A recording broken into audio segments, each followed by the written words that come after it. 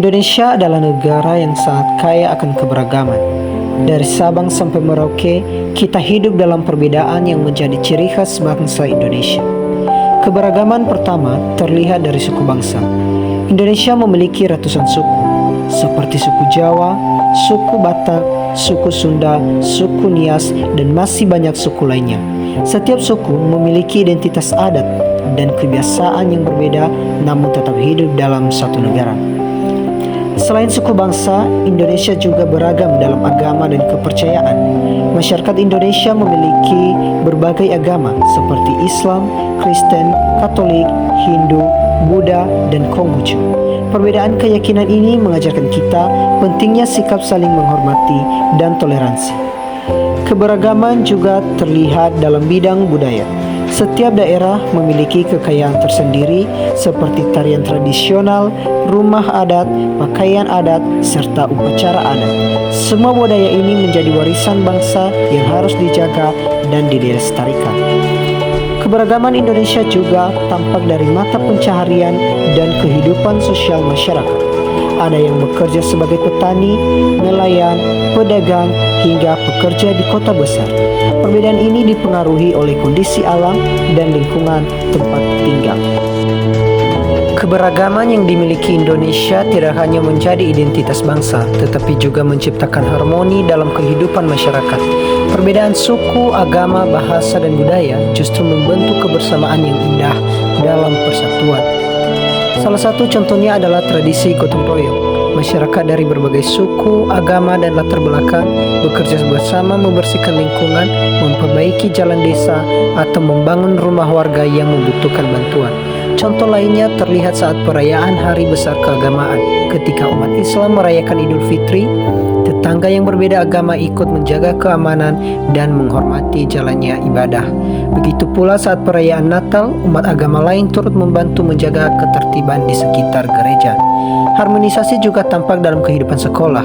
Siswa yang berasal dari berbagai suku dan agama belajar dalam satu kelas, bekerja sama dalam kelompok, dan saling menghargai pendapat saat berdiskusi. Dalam bidang budaya, harmonisasi terlihat pada acara festival budaya atau pentas seni daerah. Berbagai tarian, pakaian adat, dan kesenian dari daerah yang berbeda ditampilkan dalam satu panggung yang sama.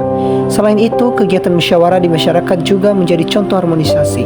Ketika ada perbedaan pendapat, masyarakat menyelesaikannya melalui diskusi untuk mencapai mufakat, bukan dengan pertengkaran. Di balik indahnya harmonisasi dalam keberagaman, tidak dapat dipungkiri bahwa perbedaan juga terkadang menimbulkan konflik. Ketika sikap toleransi dan saling menghargai mulai melemah, perbedaan bisa berubah menjadi pertentangan. Salah satu contoh konflik yang terjadi dalam beberapa tahun terakhir adalah peristiwa di Yahukimo pada tahun 2025. Dalam peristiwa tersebut terjadi penyerangan terhadap warga sipil di wilayah tambang emas. Konflik ini berkaitan dengan ketegangan antara kelompok bersenjata dan masyarakat pendatang. Perbedaan kepentingan, latar belakang, serta persoalan sosial politik memperburuk situasi dan menimbulkan korban jiwa.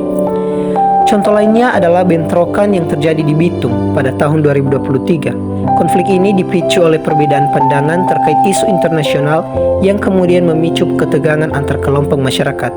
Peristiwa tersebut menunjukkan bagaimana perbedaan opini dan identitas dapat berkembang menjadi konflik jika tidak dikelola dengan baik.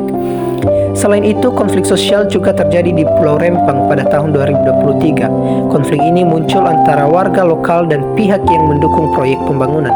Perbedaan kepentingan ekonomi dan kekhawatiran masyarakat terhadap relokasi memicu aksi demonstrasi dan bentrokan. Kasus ini memperlihatkan bagaimana perbedaan kepentingan sosial dan ekonomi juga termasuk bagian dari tantangan dalam keberagaman. Berbagai konflik yang terjadi menjadi pelajaran penting bagi bangsa Indonesia. Perbedaan memang tidak bisa dihindari, tetapi konflik dapat dicegah dan diselesaikan dengan cara yang tepat. Salah satu cara penyelesaian konflik adalah melalui dialog dan musyawarah. Dengan komunikasi yang terbuka, setiap pihak dapat menyampaikan pendapat dan mencari solusi bersama tanpa kekerasan. Selain itu, menumbuhkan sikap toleransi juga sangat penting. Masyarakat perlu saling menghormati perbedaan suku, agama, budaya, dan pendapat. Penyelesaian konflik juga dapat dilakukan melalui penegakan hukum yang adil. Aparat negara harus bertindak tegas namun tetap adil agar tidak memihak salah satu kelompok. Selain itu, pemerintah perlu memastikan adanya pemerataan pembangunan dan kesejahteraan sosial. Ketimpangan ekonomi sering menjadi pemicu konflik. Dengan pembangunan yang adil, potensi pertentangan dapat diminimalkan. Pada akhirnya, penyelesaian konflik akibat keberagaman membutuhkan kerjasama semua pihak. Masyarakat, pemerintah, dan generasi muda harus bersama-sama menjaga persatuan.